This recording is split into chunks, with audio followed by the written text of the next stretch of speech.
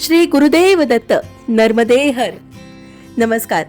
सर्व भक्तांच्या आग्रहाखातर आज मी गुजरातमधील तिलकवाडा गावातल्या वासुदेव कुटीर आश्रमातील व्यवस्था कशी आहे आणि इथे संध्याकाळी होणारा पालखी सोहळा यांचे काही क्षणचित्र माझ्या या ब्लॉगमध्ये तुम्हाला पाहायला मिळणार आहे.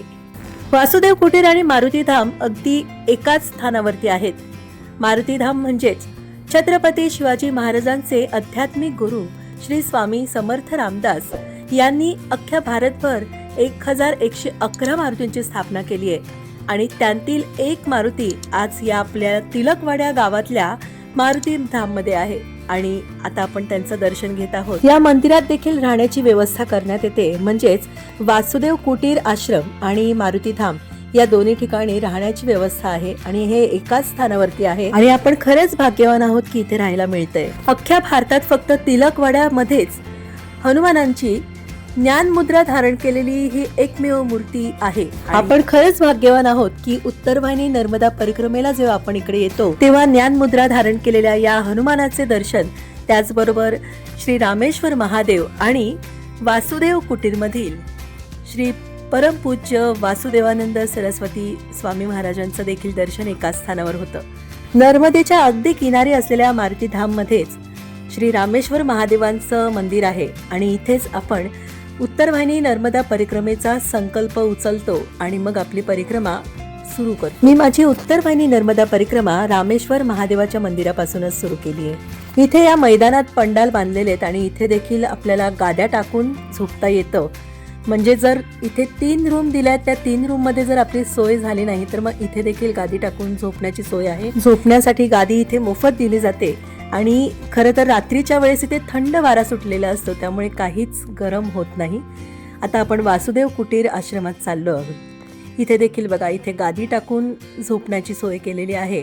परिव्राजकाचार्य परमपूज्य वासुदेवानंद सरस्वती स्वामी म्हणजेच टेंभे स्वामींनी तिलकवाड्यातील या नर्मदा किनारी आपला चातुर्मास केला. त्या काळात त्यांनी इथे एक छोटीशी झोपडी बांधली होती. त्याची आठवण म्हणूनच याच जागेमध्ये ही छोटीशी झोपडी आहे आणि ते याच जागेत राहिले म्हणून मग इथे वासुदेव कुटीर हा आश्रम उभा राहिला आहे. उत्तरवाहिनी नर्मदा परिक्रमेला आलेले परिक्रमावासी इथे नर्मदा मैयाची पूजा करतात. 19व्या शतकातील एक महान दत्तभक्त संत आणि भगवान दत्तात्रेयांचे अवतार असलेले स्वामी यांची ही देखणी मूर्ती आणि स्वामींची समाधी ही जवळच असलेल्या गरुडेश्वर इथे आहे.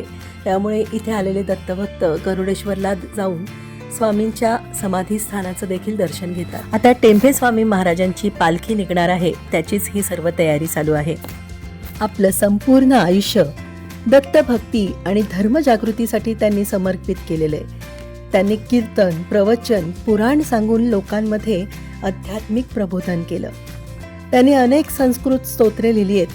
त्यांपैकी एक घोर संकट निवारण स्तोत्र अत्यंत प्रसिद्ध आहे. 24 जून 1914 साली त्यांनी गरुडेश्वर इथे समाधी घेतली आहे. त्यांची शिस्त, योग साधना आणि साधे राहणीमान यामुळे ते लाखो भक्तांचे श्रद्धास्थान आहे. त्यांचे जन्मस्थान माणगाव आणि समाधीस्थान गरुडेश्वर हे दोन्हीही दत्तपीठ सर्व दत्तभक्तांसाठी अतिशय महत्वाची तीर्थक्षेत्रे आहेत. आता आश्रमात तयारी सुरू आहे. ते संध्याकाळी इथे नर्मदा मैयाची महाआरती, त्यानंतर वाटप करण्यात येणाऱ्या प्रसादाची, त्याचबरोबर जेवण बनवण्याची देखील इथे लगबग सुरू आहे.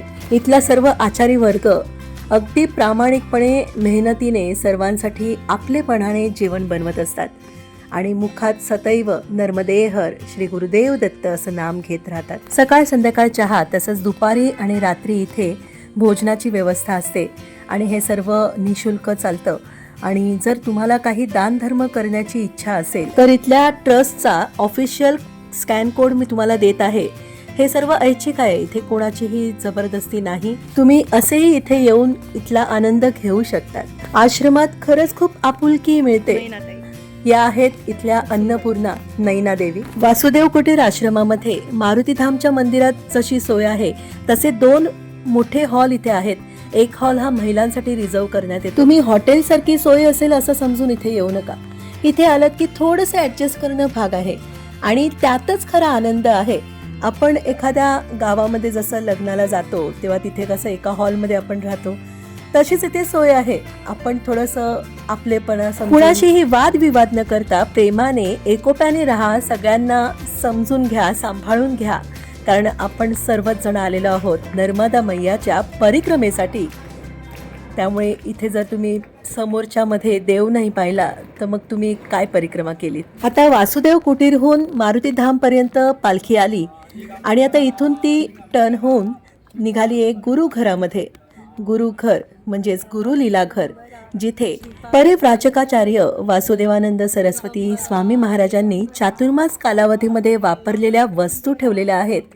आज आपण त्या स्थानावरती जाणार आहोत. दिगंबरा दिगंबरा दिगंबरा श्रीपाद वल्लभ दिगंबरा दिगंबरा दिगंबरा श्रीपाद वल्लभ दिगंबरा दिगंबरा दिगंबरा श्रीपाद वल्लभ दिगंबरा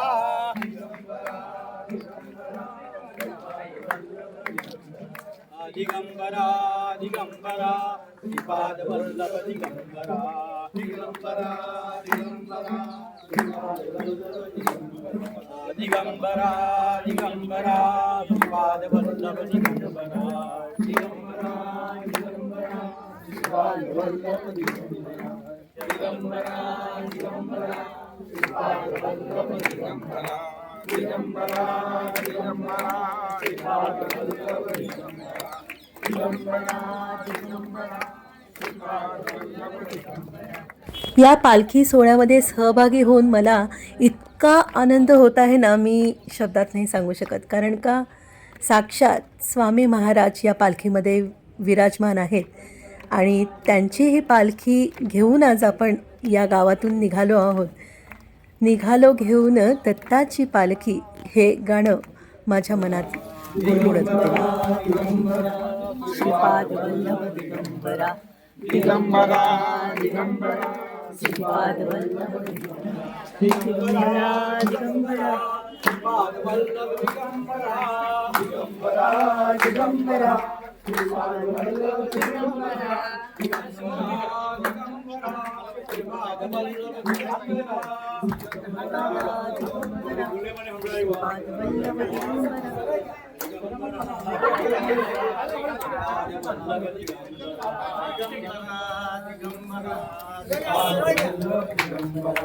दिगंबरा आता गुरुघरला आपण पोहोचलो आहोत आणि आता इथल्या पंड्या गुरुजींद्वारा पालखीमधील महाराजांची पूजा करून इथे आरती घेण्यात येईल. माझ्या सखी सुनेना चॅनलला तुम्ही सबस्क्राईब करा आणि माझ्याच चॅनलवर तुम्हाला उत्तरवाहिनी नर्मदा परिक्रमा 2026 बद्दल संपूर्ण माहिती असलेला एक सुंदर व्लॉग मी तयार केला आहे, तो पाहता येणार आहे. आणि त्याचबरोबर गरुडेश्वर इथलं देखील दर्शन घडणार आहेच आणि गरुडेश्वरला देखील निवासाची व्यवस्था कशी आहे त्याबद्दल देखील तुम्हाला माहिती मिळेलच. देव दत्त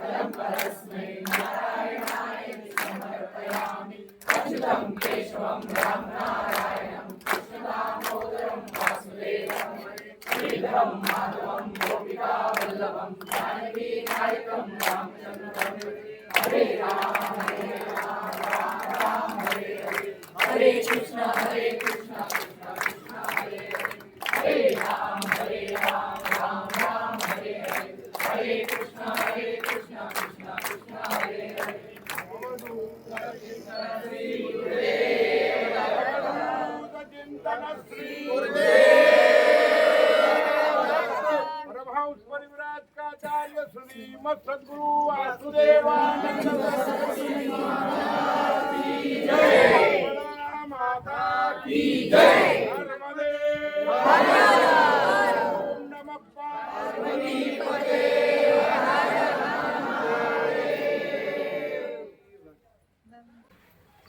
आपण आता जे गुरुघरला आलो त्या अशोकभाई पंड्यांचं हे घर आहे. अशोकभाई पंड्या म्हणजे स्वामींनी मंत्र उपचाराने केलेलं जे गर्भदान होतं त्यांची तिसरी पिढी अशोकभाई पंड्या. आपण अशा घरी आलो आहोत आणि त्यांच्या घरी स्वामींनी वापरलेल्या वस्तूंचं सगळं जतन करून ठेवलेलं आहे. उद्या परिक्रमा झाल्यानंतर तुम्हाला त्याचं दर्शन घेता येईल. सकाळी परिक्रमेला जाताना जर अशोकभाई जागे असतीलच ना, 3:30 नंतर अशोकभाई इथे जागे असतील. तुमचं स्वागत असेल तेव्हा दर्शन घेऊन परिक्रमेला पुढे जायचं. पुढच्या चौकांना उजव्या बाजूला गेलं की आपला परिक्रमेचा रस्ता सुरू होतो. उद्या सकाळी जाण्याआधी इथे येऊन सगळ्यांनी दर्शन घेऊन जा. नर्मदे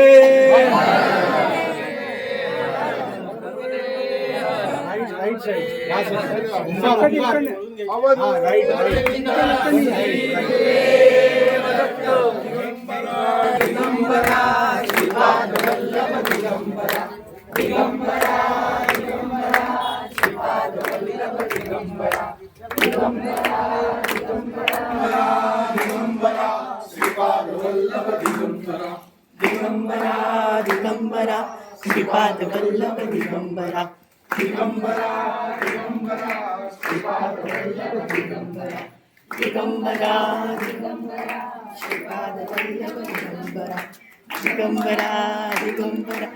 श्रीपाद वल्लभ दिगंबरा दिगंबरा दिगंबरा श्रीपाद वल्लभ दिगंबरा दिगंबरा दिगंबरा श्रीपाद वल्लभ दिगंबरा दिगंबरा दिगंबरा श्रीपाद वल्लभ दिगंबरा दिगंबरा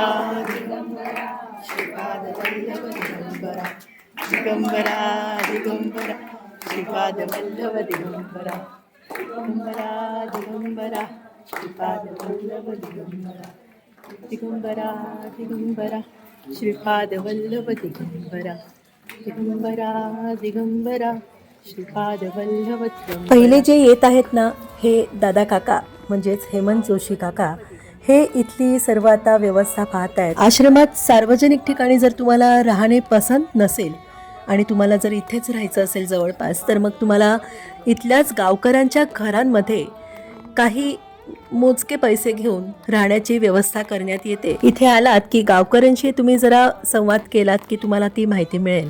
मला मात्र आश्रमातच राहायला आवडतं, कारण का इथे साक्षात टेंभे स्वामींनी तपश्चर्या केलेली आहे, चातुर्मास केलेला आहे. आणि खरं सांगू तर इथून आहे ना, निघायच्या वेळेस अक्षरशः डोळ्यामध्ये अश्रू येतात. निघोशीच वाटत नाही. म्हणजे माझ्या बाबतीत तरी हेच घडलेलं. मला अक्षरशः असं वाटत होतं की अजून थोडं 1-2 दिवस थांबायला हवं होतं. इतकं सुंदर भावनिक वातावरण आणि प्रेमाचं वातावरण इथे असतं. आता ही पालखी वासुदेव कुटीरच्या प्रवेशद्वारावर आलेली आहे आणि आता ही थोड्या वेळ इथे थांबेल. आणि या पालखीच्या खालून येण्यासाठी प्रत्येक दत्तभक्तांची लगबग चालू होईल. बघा, असं पालखीच्या खालून यायचं असतं की जेणेकरून दत्त महाराजांची सावली, कृपा, आशीर्वाद आपल्यावर सदैव राहो, हीच प्रेमळ भावना. आता पालखी सोहळा हा बरोबर संध्याकाळी 5:45 असतो आणि त्यानंतर बरोबर 6:45 इथे नर्मदा मैयाची सुंदर महाआरती होते. आता तो क्षण तुम्हाला माझ्या दुसऱ्या ब्लॉगमध्ये पाहायला मिळणार आहे. त्यामुळे सखी सुनैना चॅनलवर जाऊन तिथे नर्मदा मैयाची महाआरती हा ब्लॉग नक्की बघा. खूपच सुंदर भारावून टाकणारे हे क्षण असतात आणि या महाआरतीसाठी साक्षात नर्मदा मैया ही मगरीवर बसून इथे समोर नदीमध्ये असते. म्हणजे इथे जी नर्मदा मैया दिसते ना, ही नदी, या नदीच्या पात्रामध्ये मगर तरंगत असते आणि अनेक भक्तांची ही श्रद्धा आहे की ही मगर म्हणजेच मैया या मगरीवर बसून या आरतीसाठी इथे उपस्थित आहे आणि मगरीच्या रूपात आपल्याला मैया दर्शन देत असते. इथलं जवळील रेल्वे स्थानक एकतानगर केवाडिया आहे. एकतानगर केवाडिया रेल्वे स्थानकाच्या बाहेरून तुम्हाला शेअरिंग ऑटो किंवा इको कार रेंटने मिळतात. त्याद्वारा तुम्ही इथपर्यंत पोहोचू शकतात अथवा तुम्ही अहमदाबादकडे जाणाऱ्या बसद्वारा इथपर्यंत येऊ शकता. तिथे तिलकवाडा हा बस स्टँड आहे आणि इथून जाताना मी स्वतः पकडलेली शेवटची बस म्हणजे एक 7:45च्या अलीकडे. म्हणजे तुम्ही इथे 7:30 वाजताच येऊन उभं राहिलं पाहिजे. तिलकवाडाच्या मेन नाक्यावरून समोरच्या बाजूला जिथे जाणाऱ्या बस आहेत, गरुडेश्वर मार्गात जाणाऱ्या बस, तिथे तुम्ही रस्त्यावरच उभं राहायचं आणि मग अहमदाबादवरून येणारी एक बस जी आपल्याला केवाडिया रेल्वे स्थानकावर सोडते. आणि कारण का जर तुमची मुंबईला जाणारी 9:15ची ट्रेन असेल तर ती बस आपल्याला खूप सोयीची होते. अन्यथा तुम्हाला मग इथून जाताना भाड्यानेच गाडी करून अथवा रिक्षानेच पोहोचायला पाहिजे. आणि जर गरुडेश्वर संस्थानच्या निवासस्थानीच जर तुम्ही राहणार असाल तर तिथून इथे येण्यासाठी तुम्हाला आदल्या रात्रीच रिक्षा सांगणं गरजेचं आहे. रिक्षा किंवा कारने तुम्ही इथपर्यंत पोहोचू शकतात. 2 वर्षाआधी मी जेव्हा गरुडेश्वरला निवास केला आणि परिक्रमेसाठी मी तिलकवाड्याला आलेले होते तेव्हा आदल्या रात्री मी रिक्षा सांगितलेली आणि जाऊन येऊन असं मला 350 रुपये इतका रिक्षासाठी दर लागला होता. आता चालू दर जाणण्यासाठी तुम्हाला दिलेल्या नंबरवरती तुम्ही चौकशी करू शकता.